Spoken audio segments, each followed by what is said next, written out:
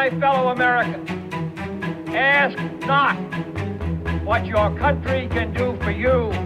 Ask what you can do for your country. And by all NBC stations, a hotline bulletin in 10 seconds. Several shots were fired as President Kennedy's motorcade passed through downtown Dallas. The crowd screamed and lay down on the grass. As the motorcade went by, it was not known if the shots were aimed at the president. Repeat, it is not known if the shots were aimed at the president. Here is a flash from the Associated Press, Dateline Dallas. Two priests who were with President Kennedy say he is dead of bullet wounds. White House Press Secretary Malcolm Yoda has just announced that President Kennedy died at approximately 1 o'clock Central Standard Time. Died, gunshot wound in the brain. After being shot By an unknown assailant. during a motorcade drive through downtown Dallas. During a motorcade drive through downtown Dallas. We have suffered a loss that cannot be weighed. I know that the world shares the sorrow that Mrs. Kennedy and her family bear.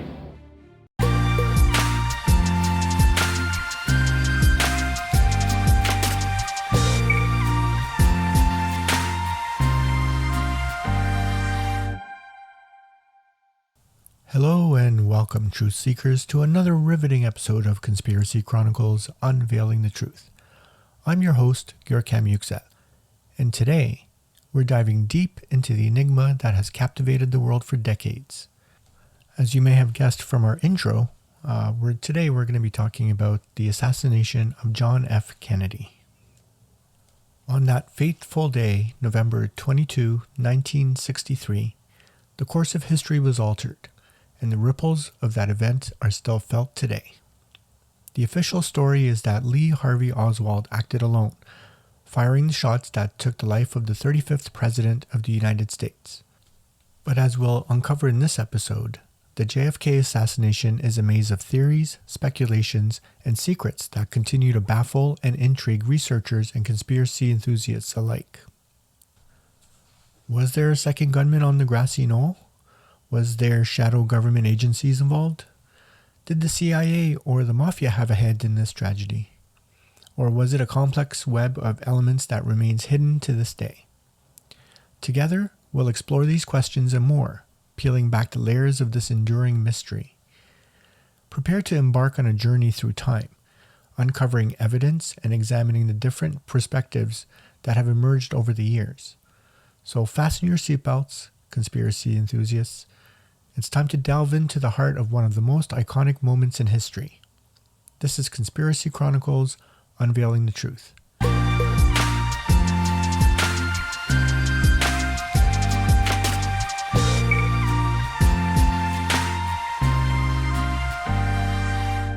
Several shots were fired as President Kennedy's motorcade passed through downtown Dallas. The crowd screamed and lay down on the grass. As the motorcade went by, it was not known if the shots were aimed at the president. Repeat, it is not known if the shots were aimed at the president. On the fateful day of November 22, 1963, President John F. Kennedy was assassinated in Dallas, Texas. President Kennedy, along with his wife Jacqueline Kennedy, Vice President Lyndon B. Johnson, and Texas Governor John Connally, was in Dallas for a political visit. The day started with a motorcade through the city, with the President and First Lady in an open-top limousine. The motorcade passed through Daley Plaza, a public square in downtown Dallas. At approximately 12:30 p.m., crowds of onlookers lined the streets to catch a glimpse of the President. As the motorcade was passing through Daley Plaza, shots rang out. President Kennedy was struck by 2 bullets, one in the upper back and one in the head. Governor Connally, who was seated in front of the president, was also hit. The shots created chaos and panic. The presidential limousine sped to Parkland Memorial Hospital, where President Kennedy was pronounced dead about 30 minutes after the shooting. Lee Harvey Oswald, who had been working at the Texas School Book Depository overlooking Daley Plaza, was arrested shortly after the assassination. He was initially charged with the murder of Dallas police officer J.D. Tippit and later with the assassination of President Kennedy. While in police custody, Oswald was fatally shot by Jack Ruby, a nightclub owner, on November 24, 1963, before he could stand trial. The Warren Commission, led by Chief Justice Earl Warren, was established to investigate the assassination. It concluded in its 1964 report that Lee Harvey Oswald acted alone in assassinating President Kennedy from the 6th floor window of the Texas School Book Depository. Despite the official findings, the assassination of President Kennedy has been the subject of numerous conspiracy theories.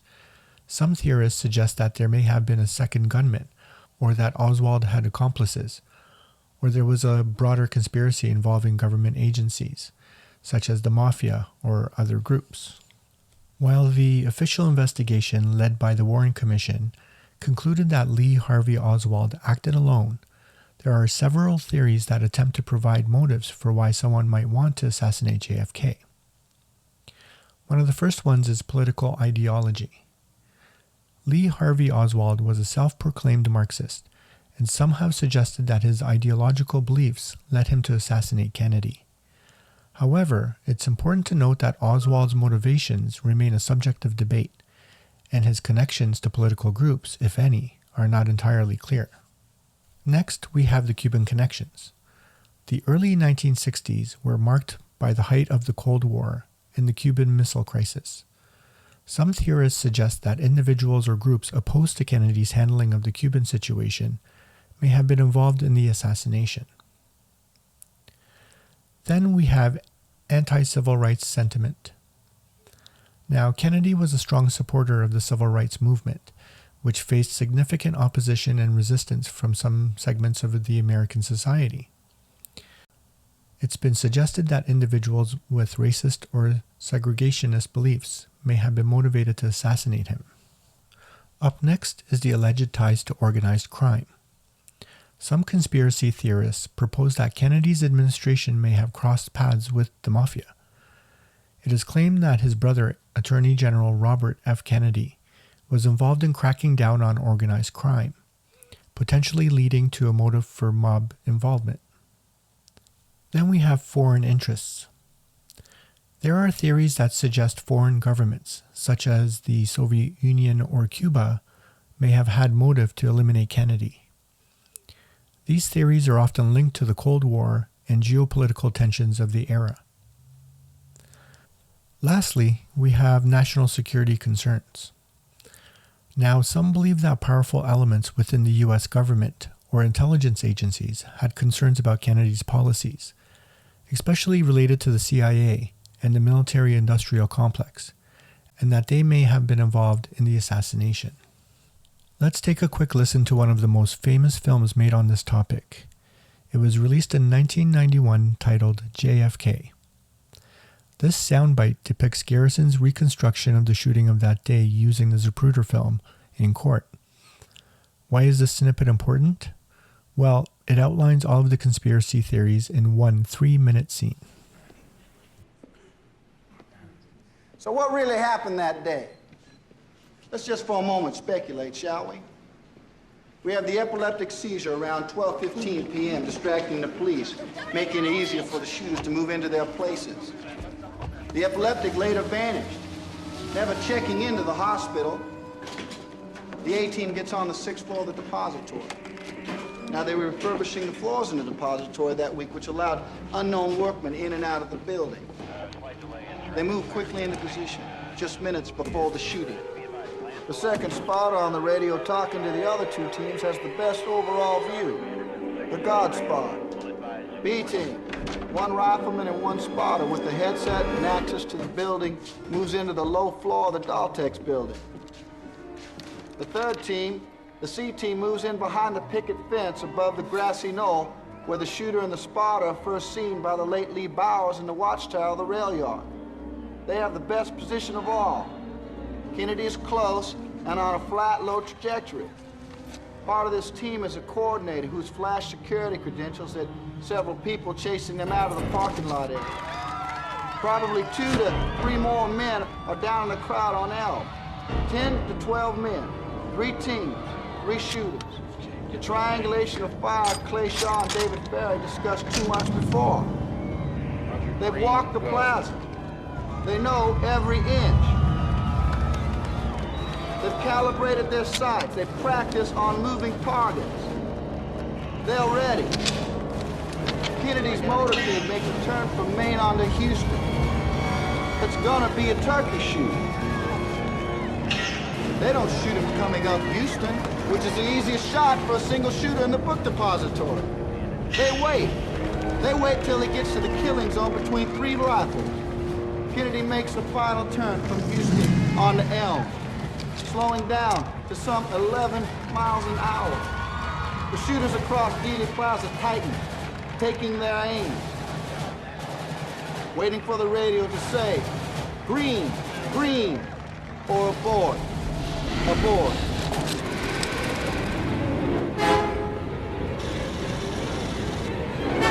The first shot rings out. Sounding like a backfire, it misses the car completely. Frame 161, Kennedy stops waving as he hears something. Conley's head turns slightly to the right.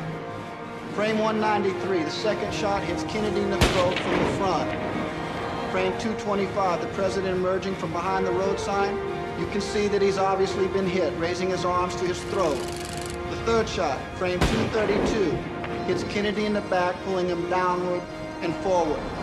Conley, you will notice, shows no signs at all of being hit. He is visibly holding his Stetson, which is impossible if his wrist has been shattered. Conley is turning here now, frame 238. The fourth shot. It misses Kennedy and takes Conley in the back. This is the shot that proves there were 2 rifles. Conley yells out, "My God, they're going to kill us all." Somewhere around this time now, another shot that misses the car completely strikes James Pegg down by the underpass. The car brakes. The 6th and fatal shot, frame 313, takes Kennedy in the head from the front. This is the key shot. The president going back and to his left. Shot from the front and right. Totally inconsistent with the shot from the depository. Again, back and to the left. Back and to the left. Back and to the left. Back and to the left.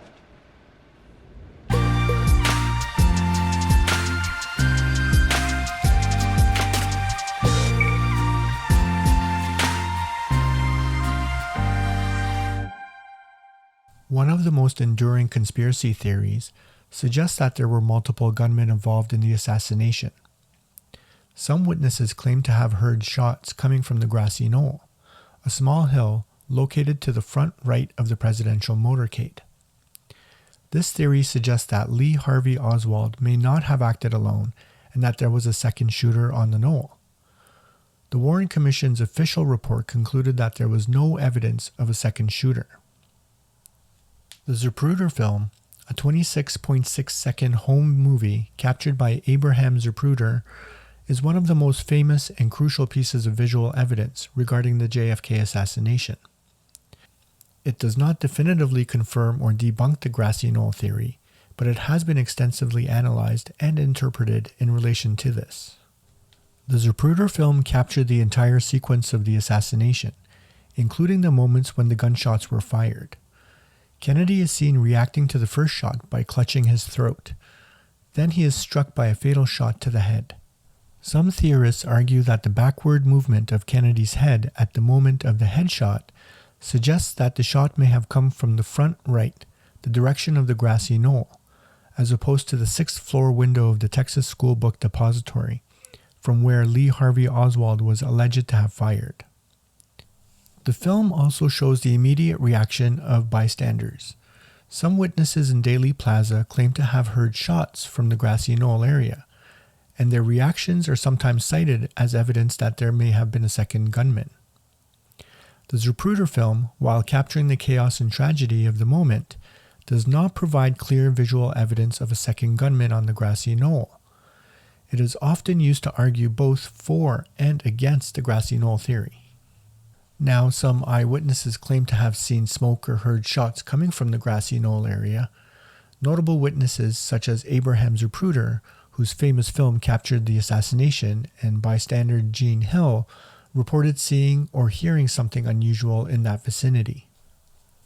Critics of the official account argue that the trajectory of the bullets in the Kennedy assassination, particularly the magic bullet theory, which we will get into a little later, doesn't align with the wounds and damage observed.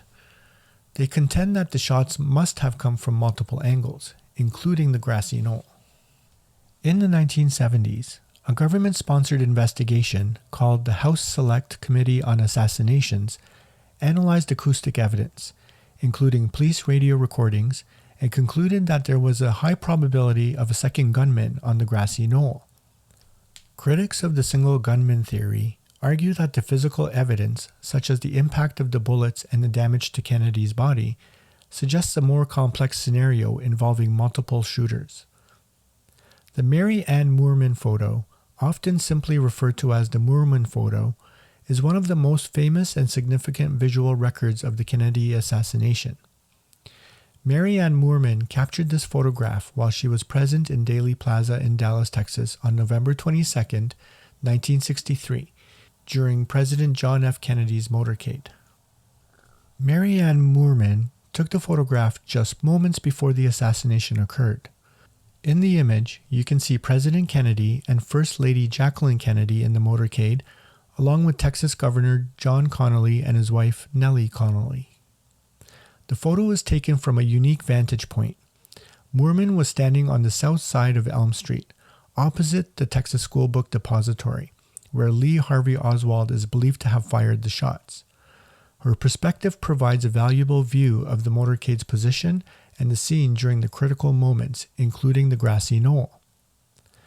The Moorman photo captured the motorcade at the precise moment when the fatal shot struck President Kennedy. Kennedy can be seen slumping forward as he was hit by a bullet. This visual documentation became crucial for investigators and researchers in reconstructing the events of the assassination. The Moorman photo quickly became a widely recognized image, appearing in newspapers, magazines, and various reports on the Kennedy assassination. It remains one of the most iconic images associated with the tragic event.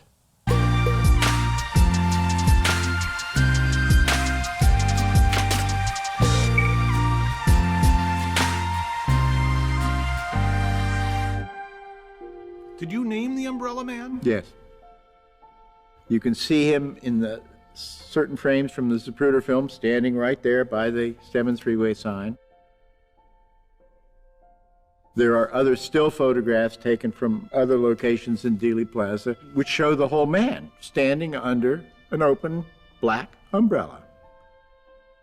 The only person under any umbrella in all of Dallas standing right at the location where all the shots come into the limousine. Can anyone come up with a non-sinister explanation? The Umbrella Man theory is one of the more peculiar and intriguing aspects of the JFK assassination conspiracy theories. It centers around the presence of a man holding an open black umbrella on a clear and sunny day in Dealey Plaza at the time of the assassination. This mysterious figure has fueled speculation and suspicion among conspiracy theorists.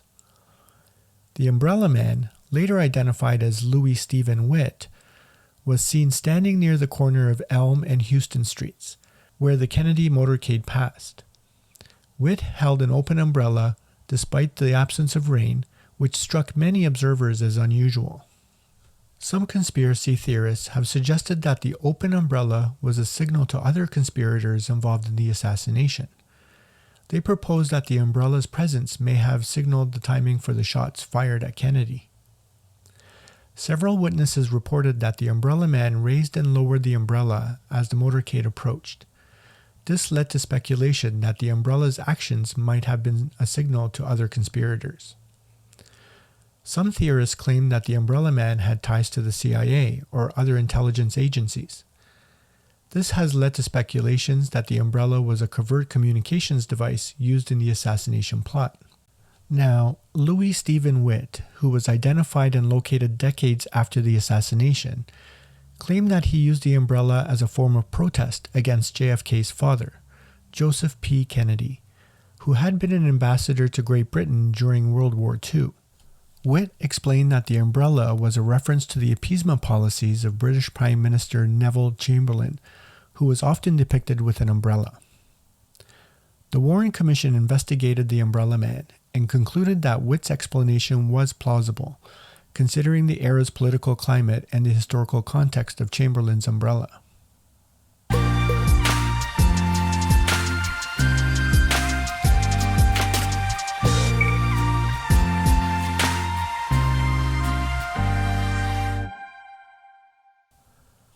Beverly Oliver is a woman who became known for her claims that she was the babushka lady in the JFK assassination. The babushka lady is a mysterious figure seen in photographs and films of the Kennedy assassination who was wearing a headscarf resembling those worn by Eastern European or Russian grandmothers, also known as babushkas. She was standing near the grassy knoll at the time of the shooting, and her identity and actions have remained a subject of fascination and intrigue for researchers and conspiracy theorists. Beverly Oliver came forward in the 1970s claiming to be the babushka lady. She stated she was filming the events of the Kennedy assassination on her 8mm camera and that she had photographic evidence of the conspiracy. Beverly Oliver's claims have been met with skepticism and criticism over the years. Her story has undergone scrutiny and her identity as the babushka lady remains unverified. Researchers have pointed out inconsistencies in her accounts and have questioned the authenticity of her alleged photographs and films. One of the most significant claims made by Beverly Oliver is that she filmed the JFK assassination with a Super 8mm camera. She has stated that she was a bystander at Daley Plaza on November 22, 1963, and that she captured the events on film.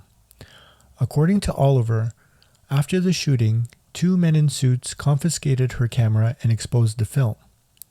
She has suggested that these men were government agents who wanted to suppress the footage. Beverly Oliver has not been able to produce any concrete evidence to support her claims. She has not provided any documentation, photographs, or the alleged film she claims to have taken. Over the years, Oliver's story has evolved, and she has given inconsistent accounts of her experiences on that day. This has raised questions about the credibility of her claims. Beverly Oliver has also been involved in various commercial ventures, including books and documentaries, which have raised concerns about her motivations and the potential for financial gain.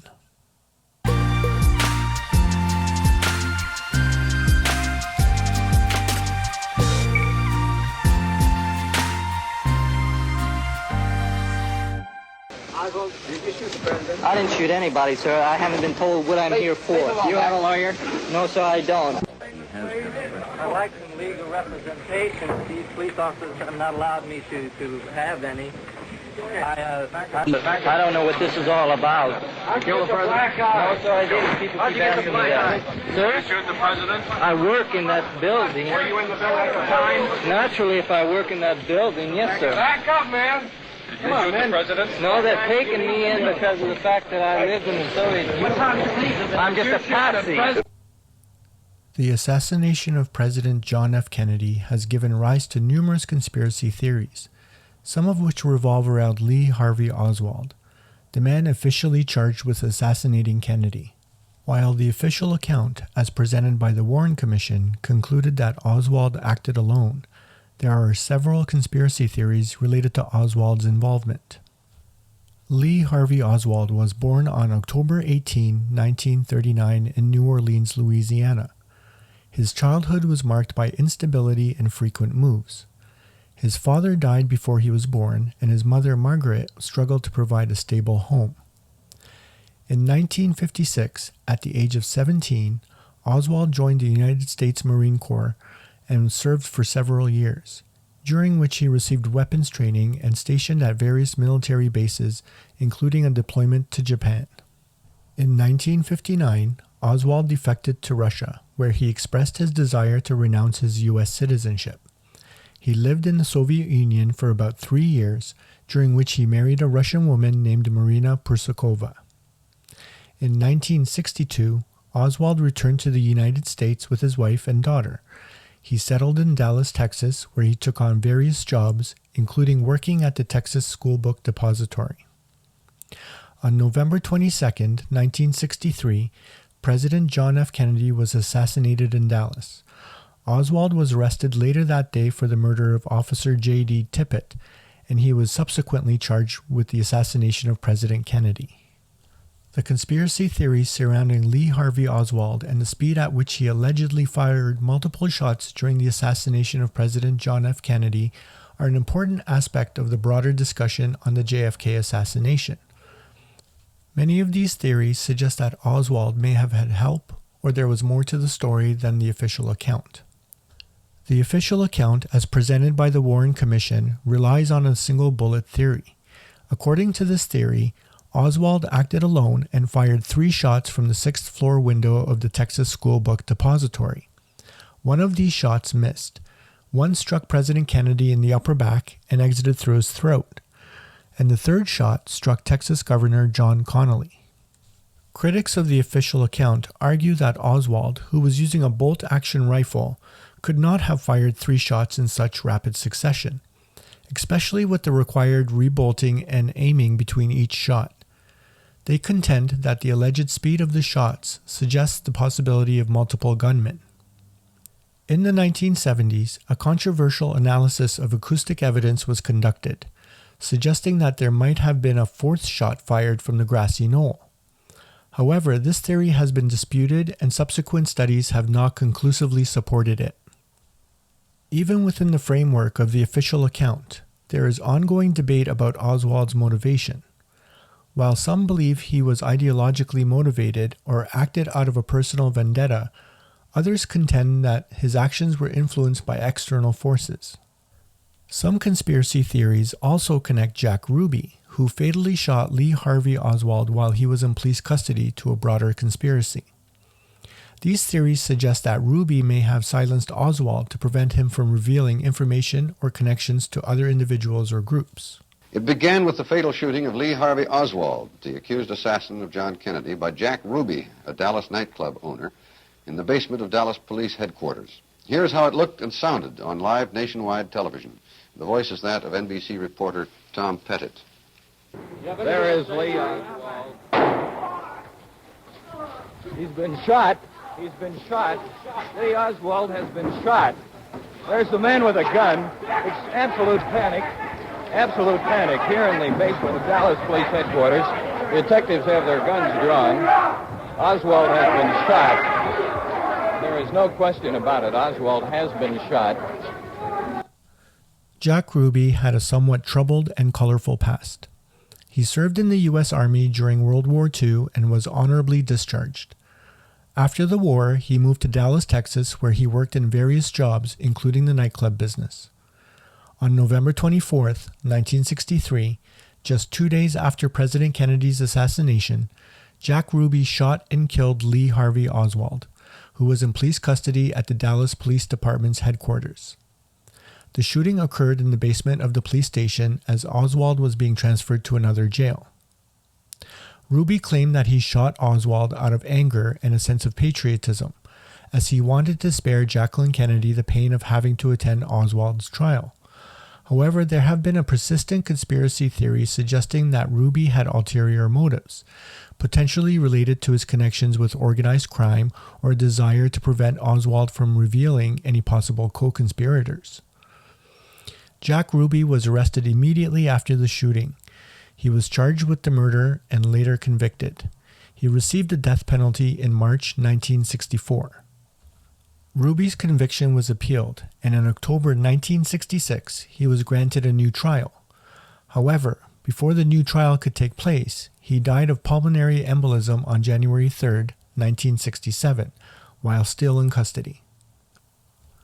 Ruby's actions added a layer of complexity to the already controversial JFK assassination. Some have questioned whether he acted alone or on behalf of a larger conspiracy, although official investigations have not found conclusive evidence to support such claims. Jack Ruby's shooting of Lee Harvey Oswald remains a significant and controversial moment in the history of the JFK assassination. his motivations and connections, as well as the implications of his actions, continue to be subjects of debate and speculation among researchers and conspiracy theorists.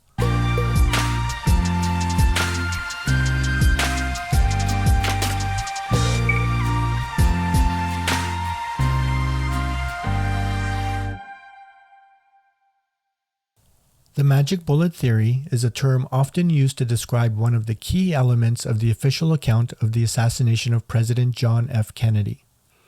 It is a theory put forward by the Warren Commission, the official investigative body tasked with examining the assassination, to explain the trajectory of the bullets and the wounds sustained by both President Kennedy and Texas Governor John Connally during the shooting in Dallas on November 22, 1963.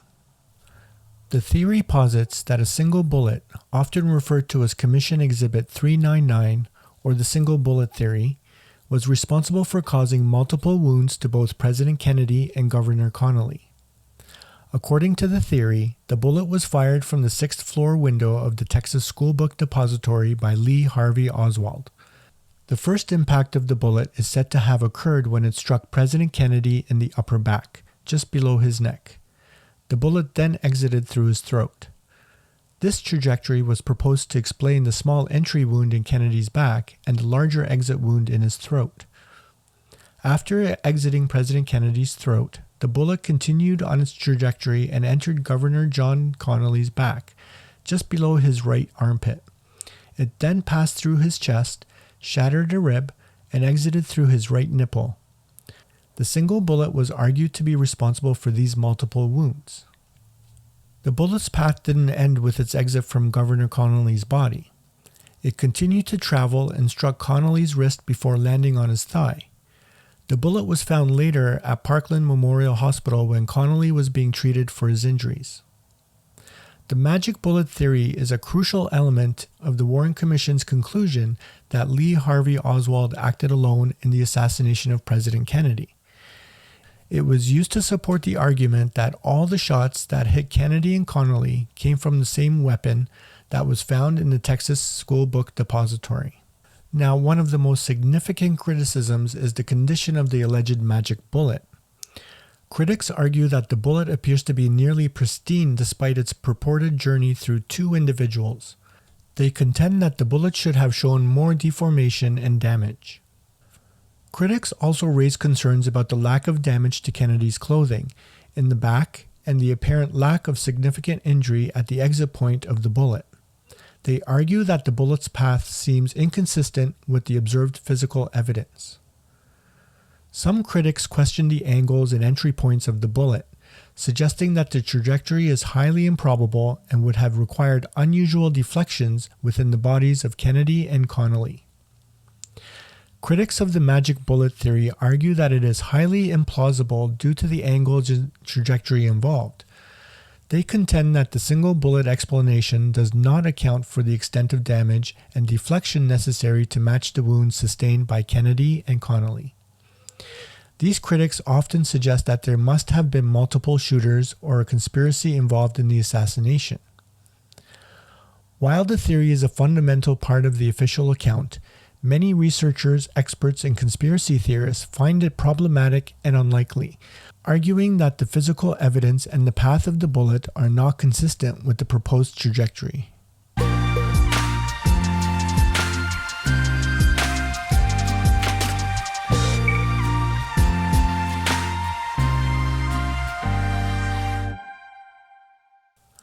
As we conclude this episode of Conspiracy Chronicles Unveiling the Truth, we've delved deep into the intricate web of theories and speculations surrounding the assassination of President John F. Kennedy.